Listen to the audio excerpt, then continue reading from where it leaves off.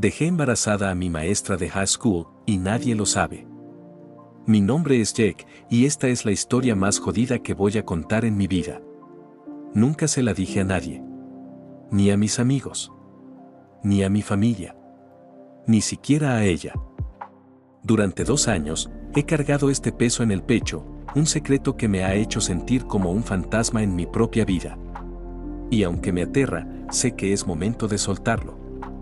Ya no puedo seguir escondiéndome de mí mismo. Cuando tenía 17 años, dejé embarazada a mi maestra de inglés.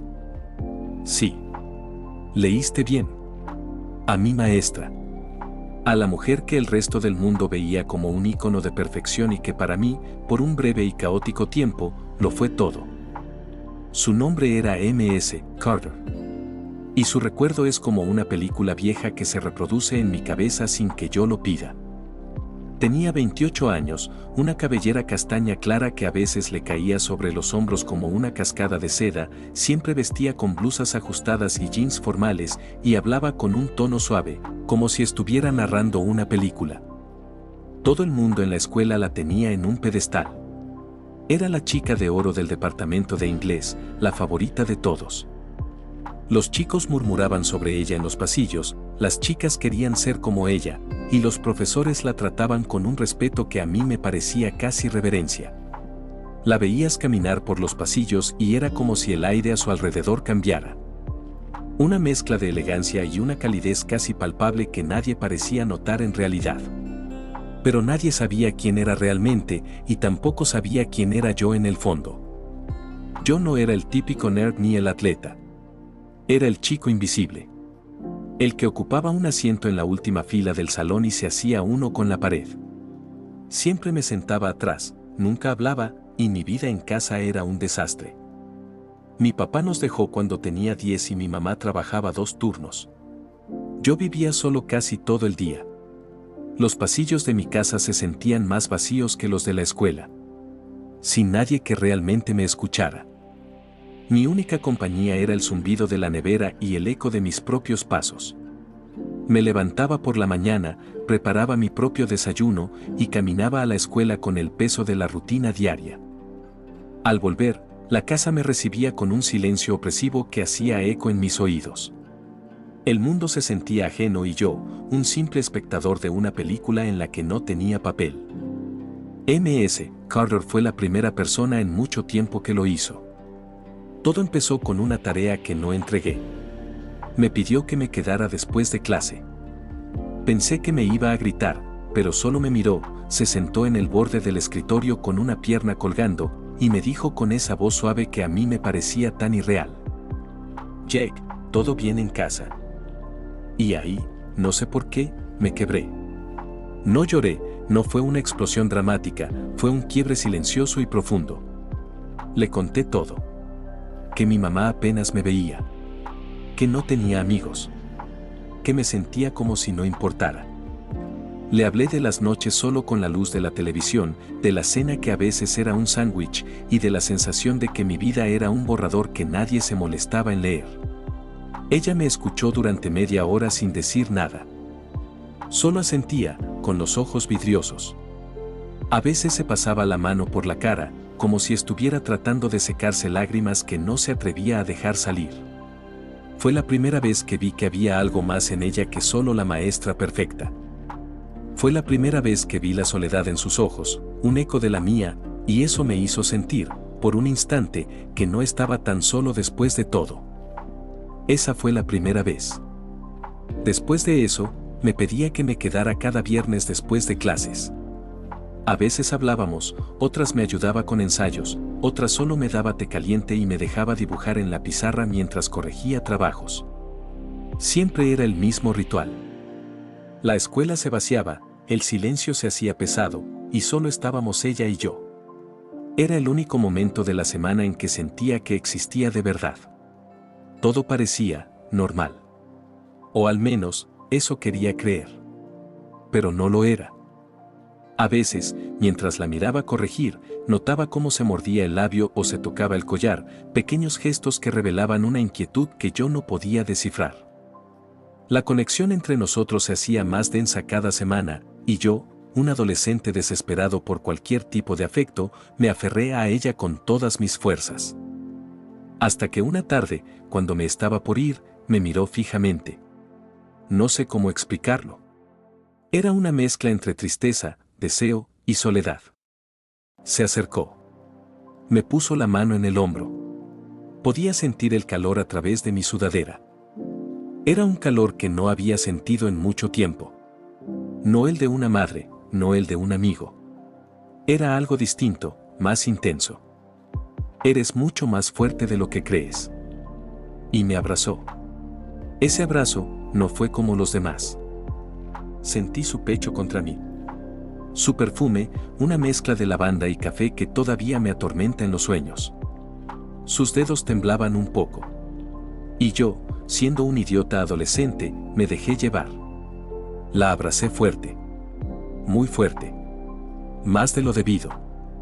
Era como si estuviera abrazando una cuerda salvavidas. No quería soltarla. Y ella no se apartó. Fue solo un segundo, pero marcó el inicio del desastre. 2 semanas después, fue la junta de padres. Mi mamá no fue. Nadie fue.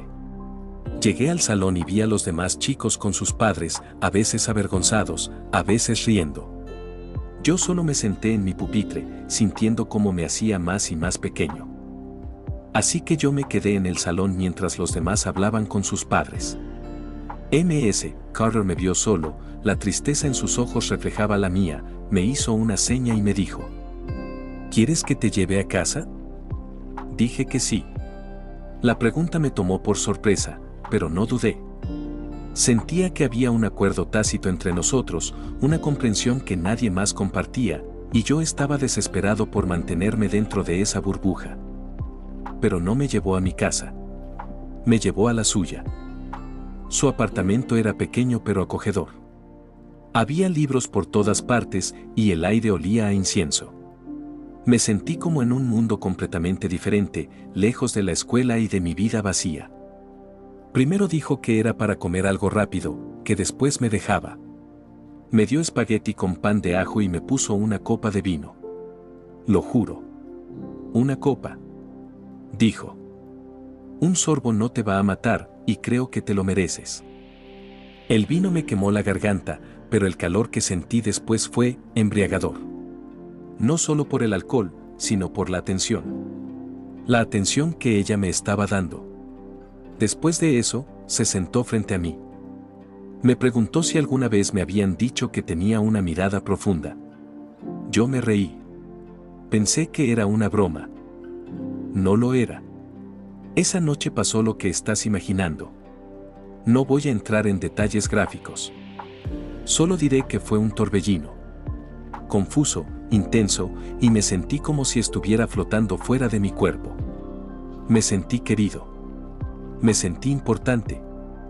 Me sentí visible por primera vez. Volvió a pasar una vez más. Y otra. Siempre en su casa. Siempre con música de fondo. Siempre con esa misma copa de vino. Era un patrón que se repetía, una rutina clandestina que me hacía sentir que éramos los únicos dos en el mundo. En esos momentos no existían los 11 años de diferencia, ni la escuela, ni las reglas. Solo nosotros. Hasta que un día dejó de escribirme. La siguiente semana no fue a clases. Me sentía ansioso, nervioso. Miraba la puerta cada vez que alguien pasaba, esperando verla entrar con su sonrisa suave, pero nunca lo hizo. Mis notas empezaron a bajar. El agujero que Carter había llenado en mi vida se hizo más grande que nunca y el silencio de mi casa regresó, más ensordecedor que antes. Y la siguiente, tampoco. La reemplazaron. Un suplente. Nadie decía nada. La escuela siguió su curso como si nada hubiera pasado. Yo, en cambio, vivía en una neblina. Hasta que una mañana escuché a 2 profes hablar en voz baja en la sala de profesores. Me detuve en el pasillo, fingiendo que ataba mis cordones. ¿Ya supiste? Carter está embarazada, y no quiere decir de quién. Sentí que se me detuvo el corazón. Literalmente. Mi respiración se cortó. El pasillo se hizo borroso. Me tuve que ir al baño a vomitar. Me quedé ahí, con la cabeza en el inodoro, mientras la realidad me golpeaba con la fuerza de un camión. Me di cuenta de que mi vida, la vida que ya sentía que no me pertenecía, estaba a punto de cambiar para siempre.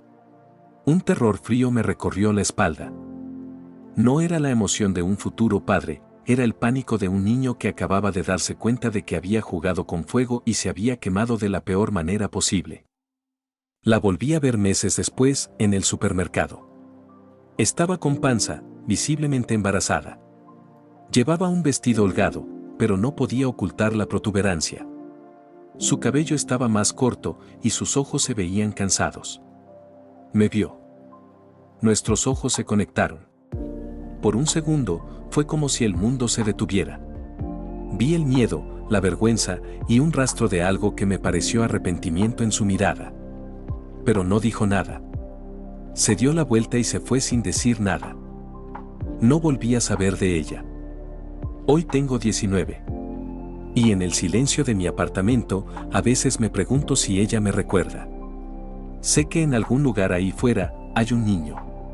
Un niño que es mío. Que fue fruto de una historia que nunca debió pasar. Y lo más jodido de todo es que a veces, me despierto en la noche y me pregunto si se parece a mí. Si tiene mi nariz. Si tiene mis ojos.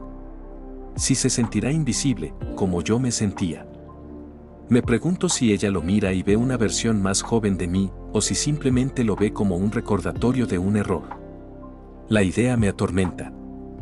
Nunca le dije nada a nadie. Ni a mis amigos más cercanos. Porque sé lo que dirían. Me dirían qué suerte, te comiste a la maestra. Pero no fue así. No fue un juego.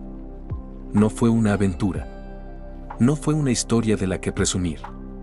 No es un trofeo. Es una herida que nunca cerró. Es la marca de un momento en que dos personas solitarias se encontraron en la oscuridad y cometieron un error que cambió sus vidas para siempre. Y si algún día estás viendo esto, M.S. Carter. Yo también me sentía solo. Pero no así. No hasta que tú me enseñaste lo que era la verdadera soledad.